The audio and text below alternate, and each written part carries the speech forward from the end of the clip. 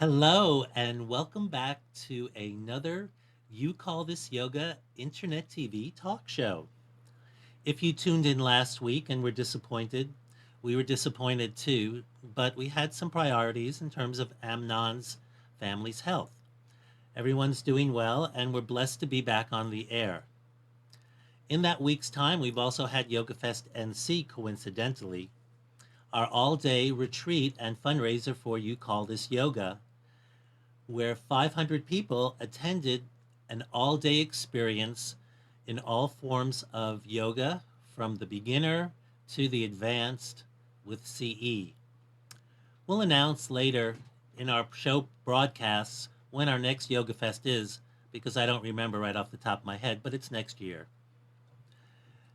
In that program, we brought about 36 teachers from North Carolina and the region to share their passions of yoga and wellness. Our show is also about teachers from around the country and sometimes out of the country sharing their passions about accessible yoga. Accessible yoga is a term that can bring yoga to people that may not readily have the opportunity to practice. Our organization focuses on the physically challenged and underserved. Our guest today, David Emerson, brings yoga to those that have been compromised in their life in varying degrees by trauma. We also have a special guest host today, Dr. Barbara Vosk. Barbara was on our show last month dealing with stress management. She is a clinical psychologist in Raleigh, and I'm also fortunate to be married to her. She is a 500-hour yoga teacher that also now teaches trauma-sensitive yoga in our community to the public as well as to teacher trainees. So throughout the show, Barbara will be adding to the quality of the broadcast with her perspectives. I'm going to bring on David and ask David, well, first let's bring on our co-host and share Barbara. Good morning, Barbara. Good morning, Howie. I'm delighted to be here, especially to have a conversation with David Emerson. I took the training with him back in 2011, right after my yoga teacher training. And I think there have been a lot of developments in the trauma center world and trauma sensitive yoga world since then. So I'm really looking forward to hearing him talk about that today. All right. And then with no further ado, let's bring in David from Massachusetts. Good morning, David. Good morning, guys. Thanks for having me on your show today. Sure. It's a real thrill because whoever I mentioned that you're on the show to seems to have had some contact with you over the years. I also have a tendency to mispronounce people's names. Do you prefer to be Dave or David? Oh, whatever's comfortable. We can go with Dave for today. Okay. Thank you, Dave. Dave, tell us a little about your history in the path towards becoming well-versed in trauma-sensitive yoga. Sure. Okay. So personally, I started as a social worker after college. So my orientation to this work comes from that perspective. And for me, what that meant was I worked in residential programs with teenagers, and it's really frontline social work, working with very traumatized kids. At my point in the process, this was 25 years ago or so, I never really heard the word trauma. It was mostly just troubled youth or court-involved kids, things like that. But they were definitely very traumatized kids. I did work like that for about 10 years. And at that point, I thought my next career move would be to become a therapist. So I went to school with that intention. after a year of kind of immersing myself in that process, I realized it really wasn't the right fit for me. So in other words, this is really talk therapy, Mm-hmm. very psychodynamic orientation to mental health. And for me, I just couldn't figure out how to do that Mm. comfortably and effectively. So at the same time, I'd been developing my own, body-based practice, starting with Tai Chi and then moving into yoga. And I found that I really loved it and moved from, as I dropped out of school to become a therapist, I moved into the world of yoga teaching, really. And so I come at this whole project with that background, both, 10 years of experience and a year of academic study as a clinician, and then, but primarily as a yoga teacher. I mean, I really chose that role. And the project began to unfold in around 2002. I met Bessel van der Kolk at the trauma center here, and then we just jumped into it fully. Mm. Well, you mentioned a trauma center. Could you share with our audience a little more about this trauma center? Because we may not really understand this particular one. Yeah, it's really a unique institution in the world, and the director, the founder, is a person named Bessel van der Kolk, who many of your listeners and viewers may be familiar with. Really a world leader in the understanding and treatment of complex trauma, Mm. interrelational complex trauma. So he founded the Trauma Center 35, 40 years ago, and with the intention both of studying trauma and also treating it. So I entered into this program in 2002, 2003 with yoga. It's established here in the Boston area, and but it has a really global focus and global reach. Mm. Interesting. And then tell us about the faculty at this facility. I was looking at your website, and there are a diverse group of people that have been connected through your program. Well, the trauma center itself, as I mentioned, started with the intention of research and treatment, and then it's also a training institute. The yoga program is one program within the larger whole. Mm. And so the beauty of it, I think, for me, definitely for me, for all of us, is that we get to interact with each other all the time. So we have yoga teachers, we have psychiatrists, we have psychotherapists, we have doctoral PhD candidates who are focused on research. And the the magic of it is that we all collaborate on these Mm-hmm. projects, and yoga teachers have just as much value to add as psychiatrists and vice versa. So one of the really interesting things over the past 15 years or so is that we've learned how to talk to each other, and learn from each other. Mm-hmm. And ultimately, hopefully, that means that the services we provide are stronger for our clients, our patients. Mm-hmm. So the partnership is an integral component of this Yeah. path. Yes, absolutely. Absolutely. Our show is a talk show, but it's also an interactive show.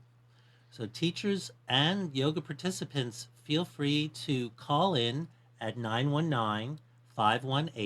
919-518-9773 or Skype computers 2K voice or the chat on the Nissan Communications page that you logged in to view the show. So we'll just direct our viewers, if you'd like, to engage this internationally acclaimed provider.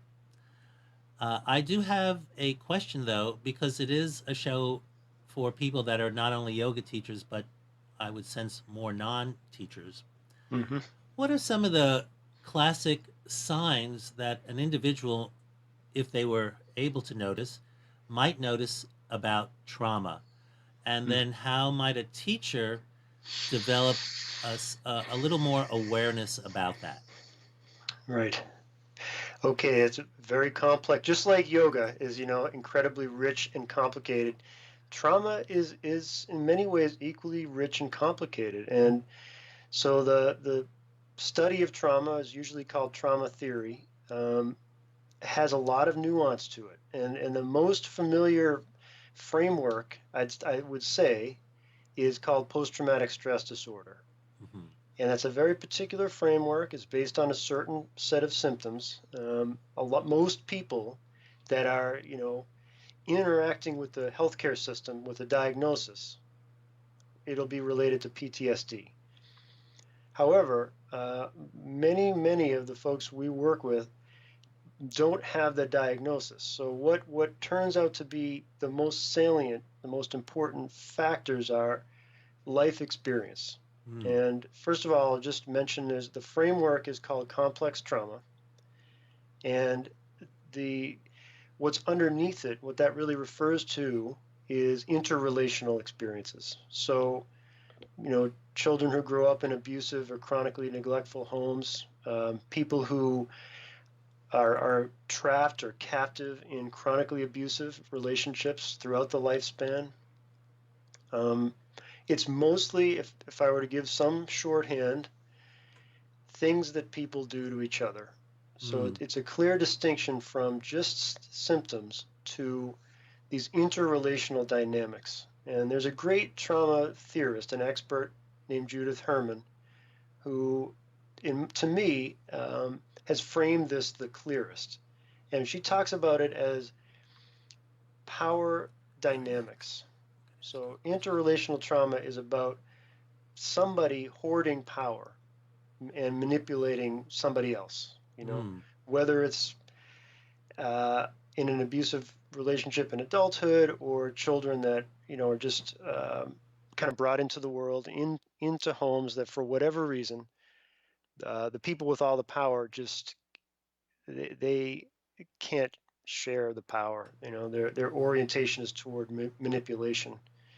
Mm. And we call that, in our society, we call that physical, sexual abuse and emotional abuse and neglect. So for us, for this framework, the most important issues are experiences, okay? Mm-hmm. Interrelational experiences.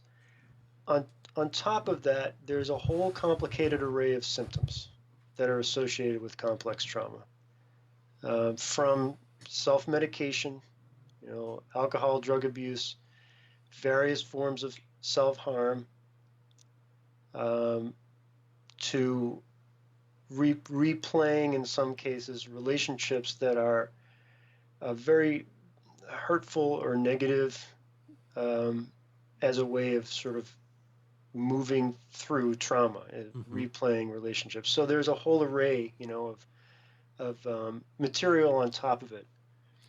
The Wow. suffering can be incredibly intense. I mean, it's very, very serious, and um, that's what we built this yoga program for. Wow. Well, that is pretty significant and very complex. I'm going to invite Barbara in to add some other comments of what she sees in the clinical psychology world that also can dovetail with her yoga teachings. Great. Well, I think, David, that clarity that this program was developed for those with complex PTSD is really helpful. Uh, and but one of the things I've wondered about is how some of the underpinnings of your yoga program could be applied to those who might have what sometimes we in the clinical world called little t trauma as opposed to big T trauma. I mean, you're talking Yeah. about folks that are really at the high end of the scale. And certainly as research in neuroscience has progressed, we're understanding more and more. And this is certainly Bessel's contribution to the field, I think, as a pioneer, is we absolutely have to get people in their bodies as part of a total healing Yeah. approach. But what are your thoughts about, say, in a traditional yoga class, where again, if we look at the statistics on trauma, you've got a handful of people probably in every class of more than 15 people who've experienced sexual abuse, for example, or Yep. physical Yep. abuse. So Right. I'm wondering if you can talk a little bit about how these teachings can be applied and delivered to the yoga teachers who might be out in the community per se, as opposed to working in a substance abuse center or a treatment center. Right. Great. Yeah. Thanks, Barbara. I mean, yeah, the way I think about a yoga teacher, a typical yoga studio is in their class of 15, they're going to have a full range of human beings. And we can even step back from trauma frameworks and just talk about stress. I Yes. mean, there'll be people dealing with stress in those classes, chronic stress, which Mhm. is really a reference to the nervous system in a sense, chronic stress, PTSD, and complex trauma. They'll all Mhm. be in the room. Mhm. So teaching yoga is actually an incredibly challenging thing to do because it's an embodied practice and you'll have a whole range of human people in your room. So yeah, I think um, for our perspective, we're dealing with relational trauma, which at its core is about power. Yes. So I think of yoga teachers that tell people what to do. Put your leg Mhm. here, raise your Mhm. arms, take a deep breath. That is going to activate these core sort of wounds of Yes. interrelational trauma, and that'll be harmful for Mhm. people with complex trauma. If it's PTSD or even chronic stress, it's more of a nervous system impact that may be the most salient at the center. So, deep breathing, we know, um, is soothing to the nervous system, particularly Yes. exhaling. So, yoga teachers will want to be attuned to that. In other words, if you're talking about chronic stress, power dynamics in the relationship won't be as important. It's okay to say, take 3 deep breaths, Mhm. and see if that helps you feel more calm. If you're talking about complex trauma and you say, take 3 deep breaths, you're all of a sudden impacting the power in the relationship. So, and that will lose people there. Yeah. Will hurt people basically. So with Mm. complex trauma, it has to be maybe take 3 deep breaths Mhm. if you Mhm. like. How does that feel to you? Yes. Rather than sort of a top-down kind of Yes. approach. So, Yes. like we can just see how complicated it is, right? Because the yoga teacher will have everybody in the room. Mhm. Who are we teaching to? You know? Mm. Yes, that was one of the comments after I did this 6 hour training to yoga teachers. I think they felt like, oh my gosh, what do I do now? Because Yeah, they were really struck by how prevalent trauma is and that awareness of the student's experience. And I think for especially experienced teachers, there was a little bit of this freezing response. I don't mm, know how to speak anymore. yeah, Uh, Mm-hmm. so I think it's titrating down, but it made me realize that there's more work to do with them to help them understand these dynamics. I appreciate that perspective of power being the dominant piece for the complex PTSD. That's really helpful. yeah. And that's Judith Herman. I mean, for me, she, Yeah. for power, she's the person that can help anybody. So any yoga teachers may want to look at Trauma and Recovery, Recovery. Yeah. It's a great or book. key book. Vandercook, I'm glad. Thanks for mentioning Bessel as a neuroscientist. Um, and I totally agree that he has really led the way in terms of helping us understand neurophysiological impacts of trauma. Yes. So Mm-hmm. there are those elements are very present in the room as well, but the power is at the middle. It's right at the center. Yeah. Mm. Back to me. Thank you, David and Barbara. That's just starting to dig deeply into that channel, and we'll come back to that shortly. In a brief review, there's different types of trauma, whether they call it a capital T, such as PTSD, or other micro traumas that can happen throughout the day without much awareness and overt recourse. Individuals, whether you're a yoga teacher, uh, it may be of value to be a little more mindful of the languaging that you use in your day-to-day conversations, in the sense of speaking the way you might like to be spoken to. I know that's important for me. I've had more self-induced traumas than outside-induced trauma with sports, and I have my own reactions just to my own self-induced traumas, most of them physical and sports related. In the process, we have some pearls of wisdom that our guests have prepared. In some of my challenges in putting the show together today, we've done things a little differently. already having a co-host. Let's explore David's first pearl as we're doing our media a little differently today. Thank you, Amnon. Hi, in this short video I thought I would explain a key concept in trauma-sensitive yoga. It's called interoception. Basically, interoception is our capacity to feel our body experience. And in trauma-sensitive yoga, it's right at the heart of what we're doing. So for example, one interoceptive practice could be, if you're sitting or standing in this moment, just notice the surface underneath you. One way to notice would be to look and see, to use your eyes to see what's there. Another way to notice would be to experiment with feeling, and that's the interoceptive piece. So if we're experimenting with feeling, one thing we might do is move around a little bit. Just experiment with moving slightly, maybe side to side, could be forward and back. And as you shift, as you move, you might feel these pressure shifts, where you're making contact to the surface underneath you. You might sense some of that pressure shifting, side to side, forward and back. When we begin to experiment with feeling, with interoception, it's always important to notice we don't always feel. It's normal to not always feel. There'll be times when we feel these sensations and times when we don't. And in trauma-sensitive yoga, the experiment is just to notice what we notice. When we feel something, we can notice that. If we don't feel anything, it's okay to notice that too. And just be aware of that as well. Thanks.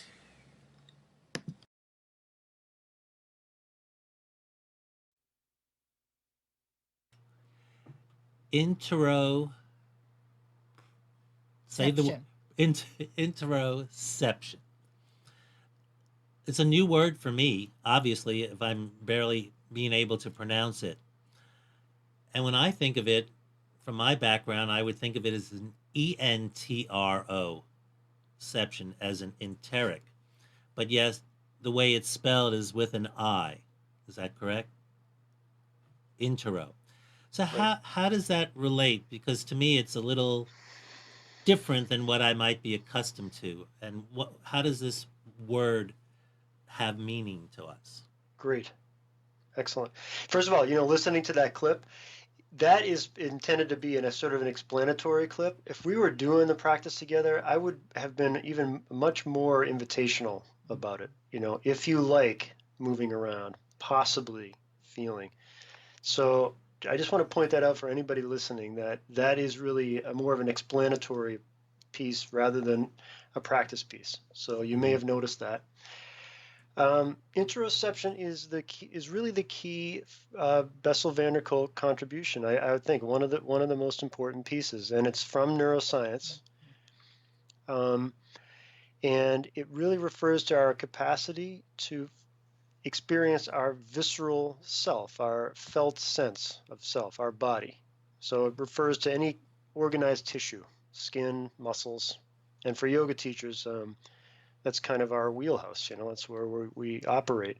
So the idea, as it's evolved over the past, say, 15 years or so, is we have brain regions, parts of our brain that transfer this information from our viscera, from our bodies, up through the central nervous system toward the frontal lobe, toward our awareness. And researchers have pretty well established these parts of the brain that are like train stations for that information along the way. Simultaneously, people like van der Kolk and others have sort of hypothesized that traumatized people with complex trauma, their patients, may have some difficulty with interoception. So they started to do some brain scans. And sure enough, it appears as though people with complex interrelational trauma in particular have very dysregulated interoceptive brain regions. Mm. And what does that mean? Well, the hypothesis is that we don't get very clear signals from our body. So patients have been telling their therapists for years, I can't feel this part of my body. I feel like I have a giant hole in my stomach. I don't know where I am right now. I can't feel myself in the chair. I don't know where I am right now.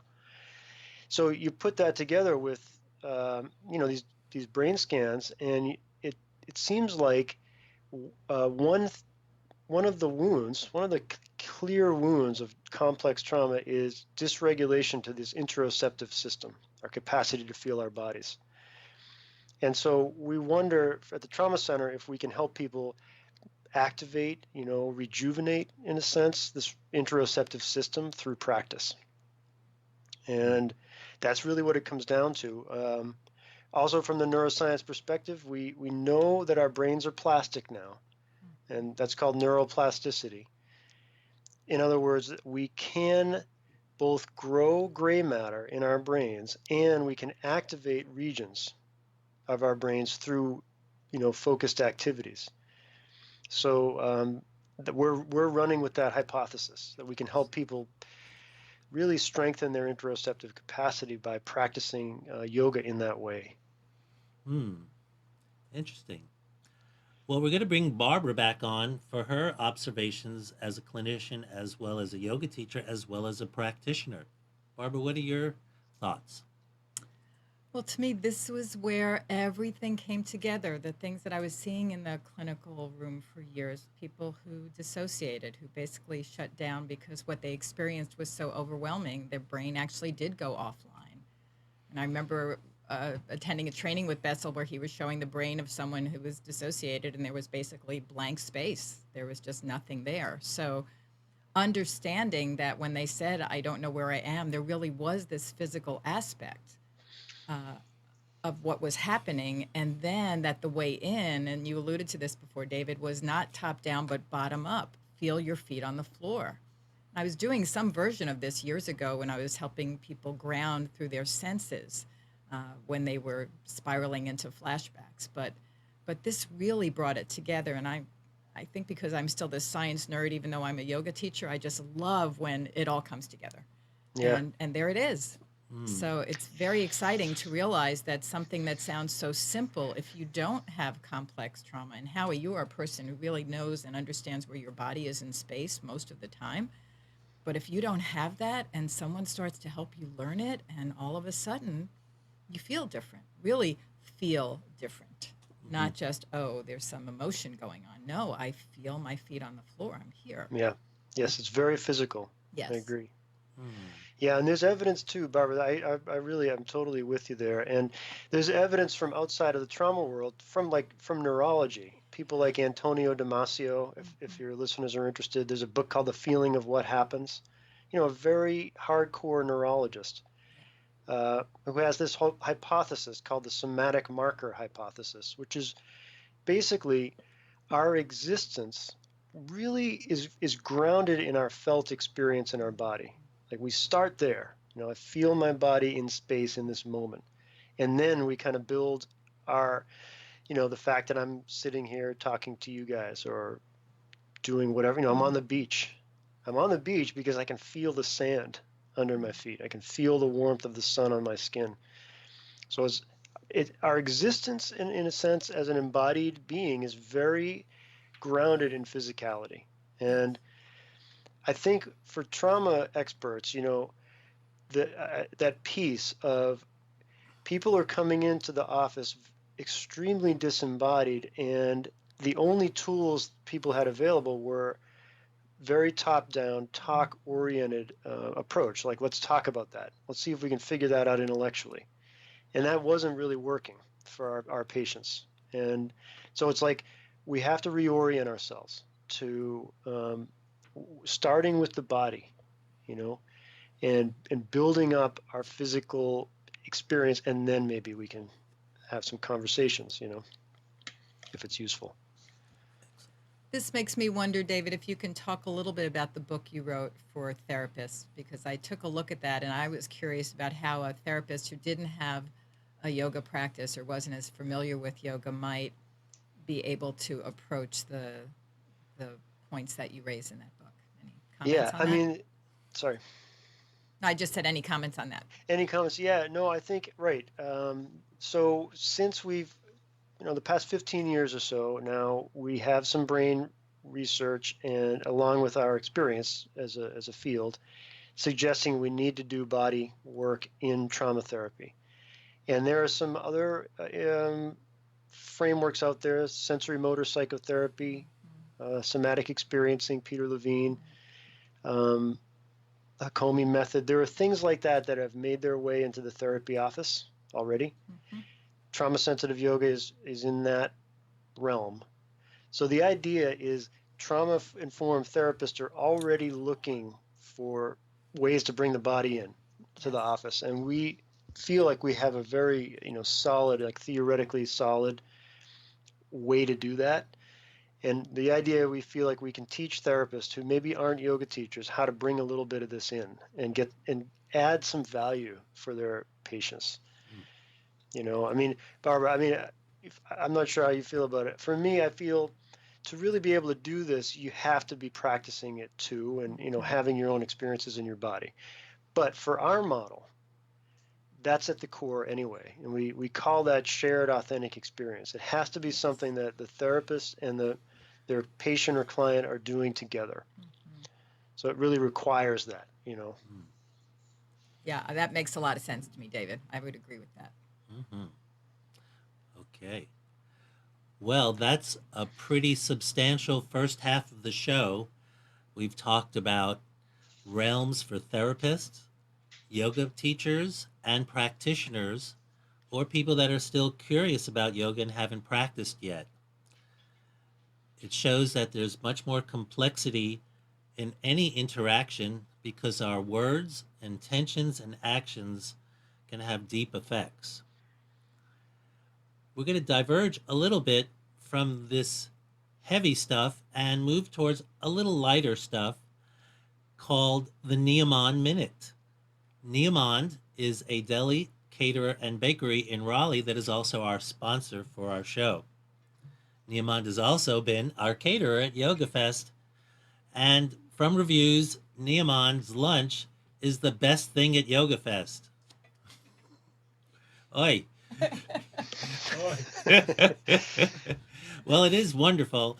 However, there are so many great classes at Yoga Fest, I guess they get diluted out, and Neomond's one giant lunch for hundreds of people. So we're going to divert a little bit to learn about some of the nutritional and taste benefits of Mediterranean cuisine so that your enteric experience can be one of positive and satisfaction. Hey everybody, this is Chris over at Neomond Mediterranean. Thanks for watching the Neomond Minute. Today I wanted to show you some of our new menu options that are very healthy, very delicious. So I wanted to take you through it. This is Fatouche. This little dynamo has been called a power salad. So many vitamins and minerals in the greens alone. Not to mention all the healthy goodness and all the other veggies in the mix. Our cabbage salad is another strong salad in our health arsenal. It's an anti-inflammatory, great for eye, bone, and brain health as well. You can't say the word salad these days without mentioning our great friend kale. Plenty of calcium, vitamin E, vitamin C, and kale is also loaded with compounds that can help fight off cancer, plus it's delicious. We can't forget our favorite dish of lentils and rice with caramelized onions, known as majadra. Did you know 26% of lentil calories are attributed to protein, which makes them a wonderful source of protein for our vegetarians and vegan friends? And there's nothing this healthy and this delicious that can make even non-vegetarians and vegans ask for second helpings. Well, there you go, everybody. Thanks for watching the Neomond Minute. As you can see, we have a lot of healthy options. We look forward to seeing you. You can come visit us at either location in Raleigh or Morrisville. Reach out to us on the web. We hope to see you soon, and please keep in touch. What I was curious about from the Neomond Minute and the Majadara was the onions. I often get extra onions, so I abandon the protein and go for the flavor. You can learn more about these Neomond Minutes at the neomond.com website, and the scroll down would be under Explore, where all the minutes will be ticking away. You can then also register for their frequent foodie program. That's not freaking foodie, it's frequent foodie. Try that 3 times fast without any food in your mouth. Returning to the show. I was Sounds getting good. hungry. Getting hungry here. It's Passover. Come on, we're not eating that stuff. So we're returning to Barbara and Dave and myself occasionally. Less of me is better. And Barbara had a question about some of the books that you had mentioned. So we're going to turn the camera back to Barbara and she'll ask you to reiterate some of that. Also, teachers, students, and participants, feel free to call 919-518-9773, computers 2K voice on Skype, and log in on the chat line box. Thank you, Barbara, for your next thought. David, I wanted to write down the name of the book you mentioned by the neurologist. You said his name was Masio? Damasio. Damasio. Okay. And it's called, there are a few, but the one is called The Feeling of What Happens. Of what happens. Okay. Yeah, the one that I think for yoga teachers, isn't that a great title? Mm-hmm. But he's a neurologist, not a yoga person, not a trauma person. So. So I have a question for a change. What would be some clear signs that a teacher is having a student in the room that's struggling? Because we ask people to turn inward, and it's not always clear that there's a wall coming up or that it's a permeable membrane and there's receptivity going on as opposed to defense. Right. And for students too, what might they observe?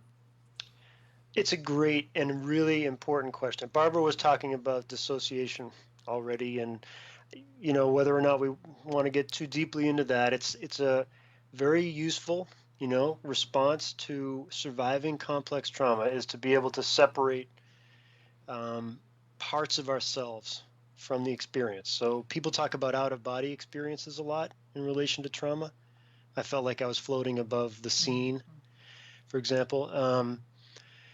So what happens in yoga classes is very, is a complex mix in that as yoga teachers, we've all seen people cry during yoga forms, for example. We've seen emotional experiences during yoga forms. And it's, I think as teachers in training, most of us are taught to allow space for that in the room, I think the same thing applies here.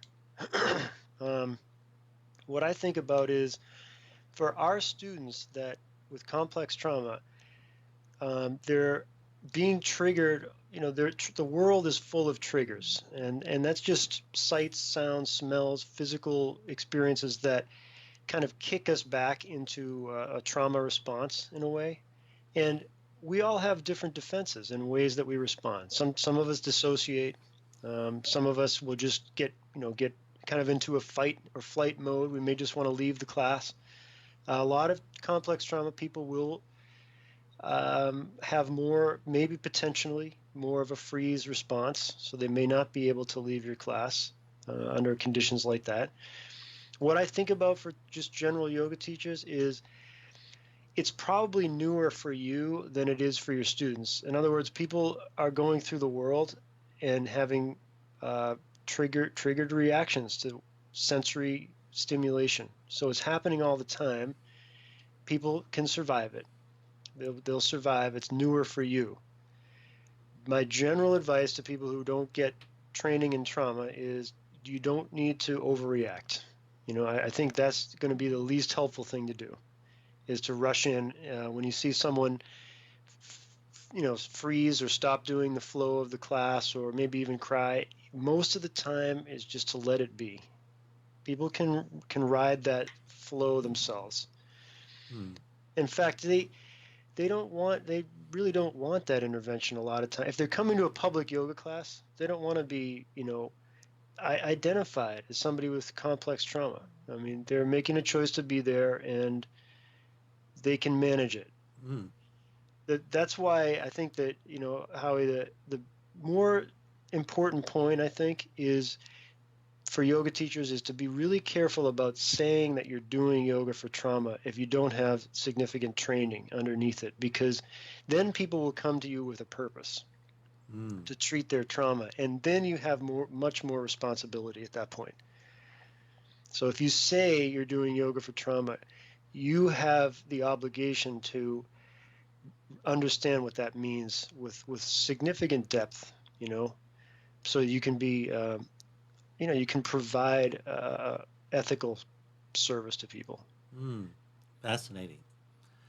Well, we have another pearl of wisdom from David in guiding our viewers to developing a practice that may help mitigate some of the trauma that you may have experienced, or for teachers to share with their students. Thank you, Amnon. Hi. In this short video clip, we could experiment with a choice-making practice. And one way to do that might be to use some shoulder rolls. So one way to move your shoulders, you could experiment if you want with making circles.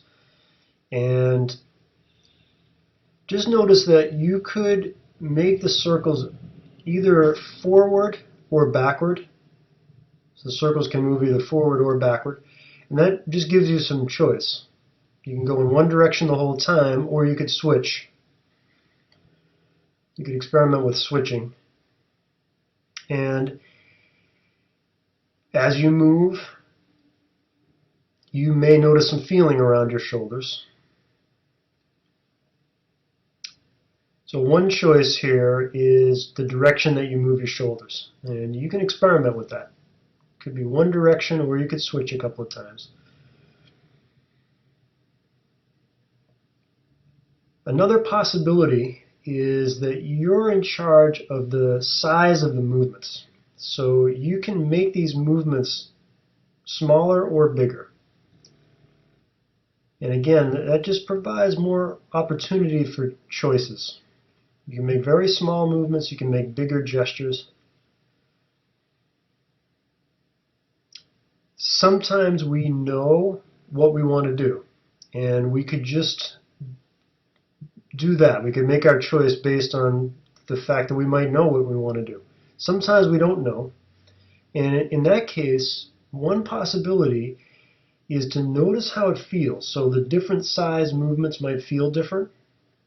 Smaller movements might feel different than bigger movements to you and your body. And maybe allowing that sensation to help you choose what you want to do. So there's a couple of connections with happening there. One is that you are in charge of the size of the movement. You can experiment there. Another piece of that is the size of the movement you make might feel different in your body.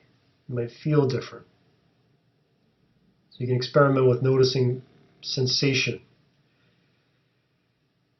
Then possibly how that feels to you might help you choose what you want to do. And the choices like you and I make might be different. We can make different choices about how we're moving here.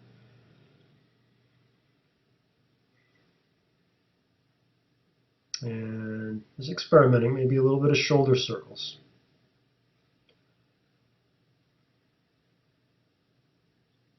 And then whenever you're ready, just bringing that short choice-making practice to an end.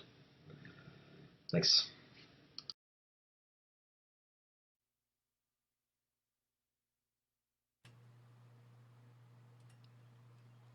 Thank you. Barbara had some questions, so let's switch over to her. Yeah, I'm not even sure it's a question. It's just an observation of how simple the words are in some ways, but how powerful, right? That all of what you brought in there, the choice is yours. We get to do this differently.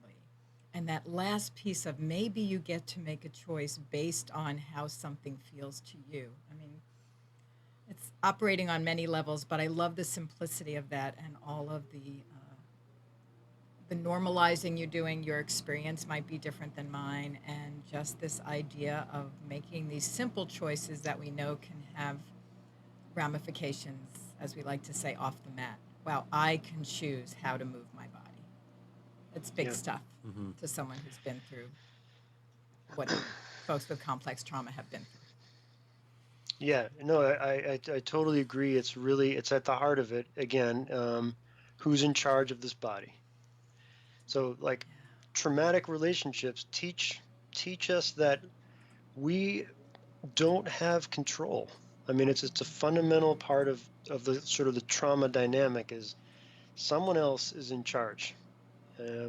And so the healing process has to engage this sort of shift, where we get to be in charge again. Yes. And we've had students, say to us, this is the first time. I mean, many of our students came into the world, and their core trauma started, at day one. So being in charge and learning how to have agency, I can control what I'm doing with my body, is a very serious project, and it's right there. It's right in the middle of it. So yeah, we try to use form. So for yoga teachers, I don't know how that sounds sometimes. I was taught to be very directive as a yoga teacher, and I think a lot of us are. Every form has all this potential for choice making, but the yoga teacher has to be able to tolerate some space for that. Like everybody may do this a little differently. Is that okay with me? You know? Well, and I think that's at the very heart of accessible yoga. Certainly, if you look at some of the populations that Howie and the other, you call this yoga ambassador teachers, are teaching to, their versions of the traditional poses look very, very different. So it's wonderful to be inclusive in that way. And also, I think you cannot say this enough. I teach restorative yoga, and I'm always telling people or reminding them, if something is uncomfortable, feel free to come out of the pose. You can make these changes anytime along the way. And still, after class, someone will come up and say, I was staying in child's pose for a really long time, and my feet got numb. Yeah. So you cannot say this enough. It takes a long time, even for those who are not dealing with complex trauma, to feel like it's okay to do something different sometimes. These messages go really deeply into us. Totally. And you add to that the core learning of trauma is, in order to survive, you better figure out what that other person wants, and you need to do what they want. And so folks will be really trying to parse your language, and he's giving invitations, but what does Dave really want from me? That's what I need to figure out. So it takes a long time, and it's, to feel safe enough to make a choice for yourself. But we want to try to make opportunities available for that as much as we can, I have a thought, question, comment from my own personal experience with trauma. My traumas, as I mentioned, don't usually involve or haven't involved a second person directly assaulting me. I might have collided with someone, or I could have been involved, but no one assaulted me. And what I noticed the other day is when I was watching the hockey game, and someone collided with the goalie and looked like he leveled the goalie, and the goalie was writhing on the ice, and I just became ill because it connected to when I had a collision, got knocked out, was paralyzed from the neck down, and when I woke up, and I was internally screaming at myself to move, but just all the fear and the emotional trauma has been packed away. For maybe I'm in the majority, I just sort of stuffed it away and said it was only a flesh wound and moved on. But for years, it's definitely embedded in my body, and it was just very interesting to see someone else have an experience, and it was the most impacted by my experience, which was over 10 years ago. And as the book by Dr. Van der Kolk says, the body keeps the score. Right. And apparently I hadn't let the score out yet sufficiently to see something and to have such a somatic response and an emotional response. it was more than I was used to. Yeah.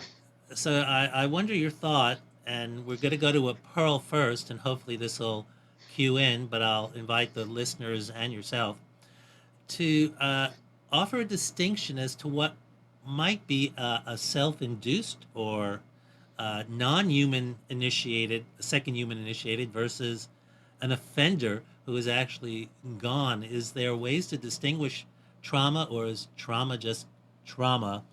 And uh, I'm just lucky to not have verbal cues or something that might initiate that. So we're going to put a hold on that and to think about distinctions of sources of trauma and come to David's pearl that may help us settle while our shoulders are still swirling. Hi there. For this short practice, we could experiment with something we call taking effective action. And this is basically combining interoception and choice making. So, for example, for this one, we might want to experiment with a twist, a turning kind of action. And here's a way to do a twist with this taking effective action kind of sensibility. First of all, if you like, whether you're sitting or standing, you could try turning one direction. And the turning action itself is something that you're in charge of. In other words, how much you turn, for example, that's something that you're in charge of. You can choose. You might want to turn just a little bit. You may want to turn to a different degree. That's really up to you. It's your choice. So there we have that choice-making potentiality. And you can switch sides whenever you want. So there's choice-making inside of a yoga form, in this case turning. How much you want to turn, how much I want to turn. That's something that we're each in charge of, and we can choose. Here's the interoception piece and how we can move toward taking effective action. If you're turning, you may discover that turning different amounts feels different in your body. It might feel different depending on how much you turn. Where? Well, you could notice sensation, for example, maybe in your back or around your ribs. You might feel something else. But the investigation here could be how much you turn, the degree to which you turn. It might feel different depending on how much you turn. That's interoception. What does it feel like? There's another piece, which is the feeling might change depending on the choice you make. How far, to what degree you want to turn. Here's taking effective action. One way to decide what you want to do, to choose, may be to notice the different feeling, different sensation, and choose what you want to feel in your body in this moment. So you may discover the feeling changes, the sensation, depending on how much you turn. You might use that information, that sensory information, to help you decide what you want to do, how much you want to turn. And this is totally personal and subjective. You're using this information from your body experience right now to help you decide how much you want to turn.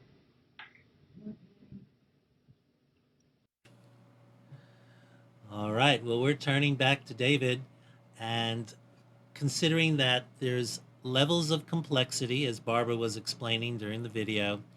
I had my own form of PTSD, and though it may be a capital T in that qualitative experience, that there's also some other little t in there, and that I'm maybe upset with myself. Any thoughts about that, Dave? I mean, it's a great point, Howie. I think, first of all, there's the subjective nature of trauma. Many of us, we can all have the same experience and respond differently. And by the way, I always like to say it doesn't mean it's not better or worse to respond to these events with trauma, with getting symptoms for PTSD or not. It doesn't mean we're weaker or stronger. One of the things that really drives me crazy in our culture is some implications that becoming traumatized, getting PTSD, is a weakness in some way. And I want to just refute that entirely. It's not the case. However, there is a subjective quality to it, and we're all going to respond differently. One of the things I would say is context matters from all the research over the years. In other words, human beings that are born into chronically abusive or neglectful environments, homes, are invariably impacted the most intensely by these experiences. So there's a context issue, and then there's a varying degree. It's a very dangerous thing for a person to be born into chronic abuse or neglect. And then you can draw that out over the lifespan. Thinking about your example of the hockey game, there's context there. It's a violent sport. Bodies are smashing into each other constantly. And so there's some context that's a little bit different than these people are supposed to be caring for me.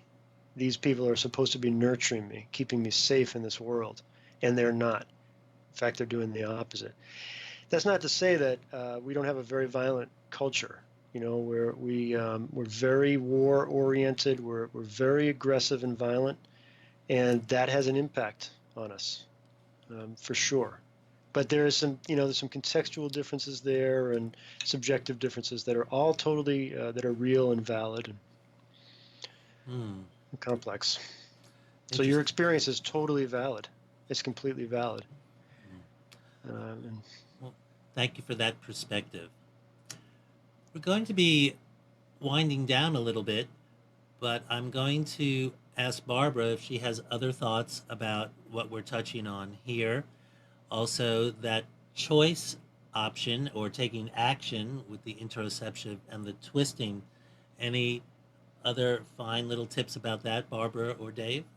Barbara first. Well, again, I thought it was another example of how the subtle is so powerful. It's subtle, yet it's strong to say you can choose and you can take action on your own behalf. That freeze response that's so predominant for folks.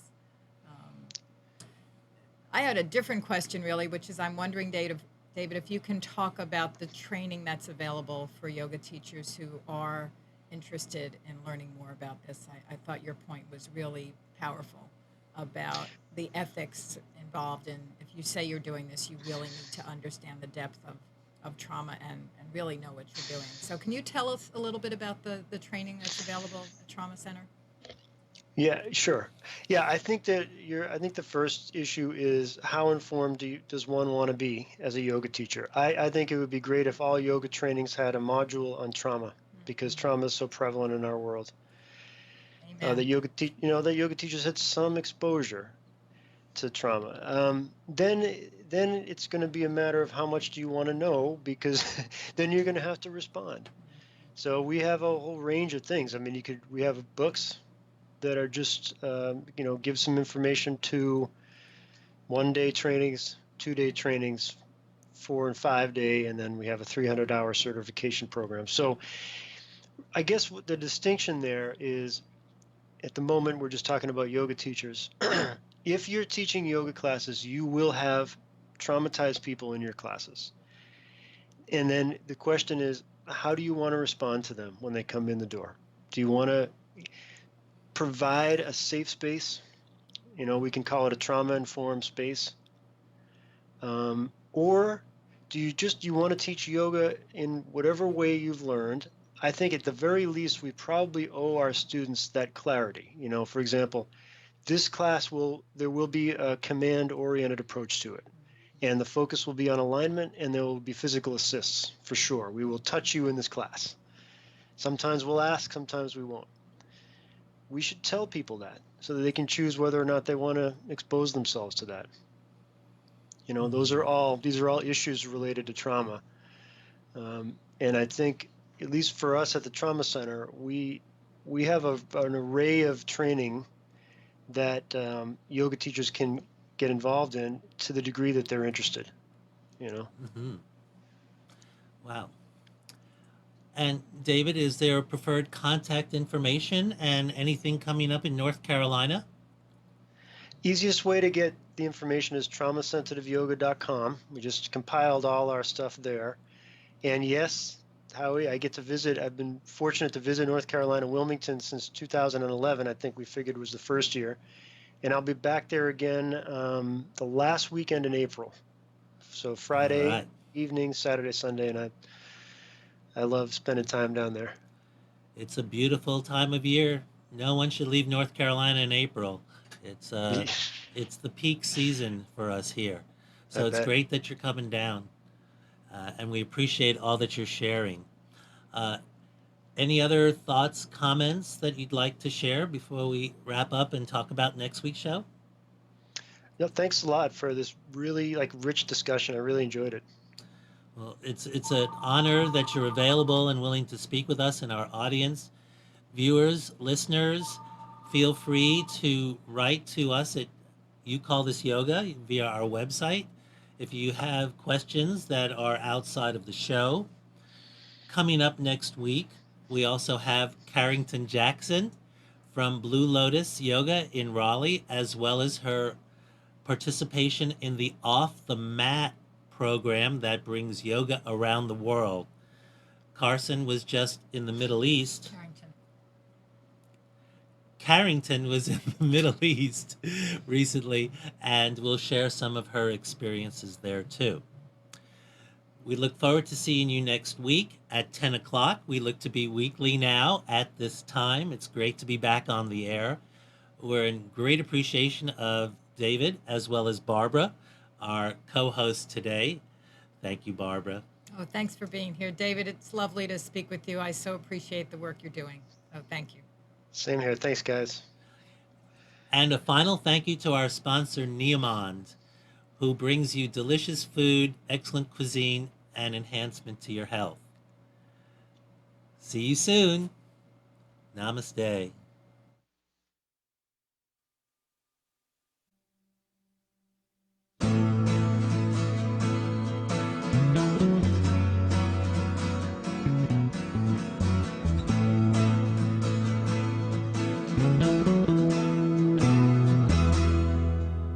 You're tuned to the Nissan Communications Network.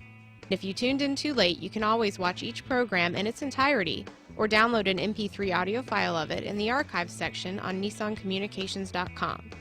Don't forget to subscribe to our YouTube channel, follow us on Twitter, and like us on Facebook. Sponsored by Atomos.com, makers of quality video recorders and converters, CarolinaApparel.com, and DeltaForce.net.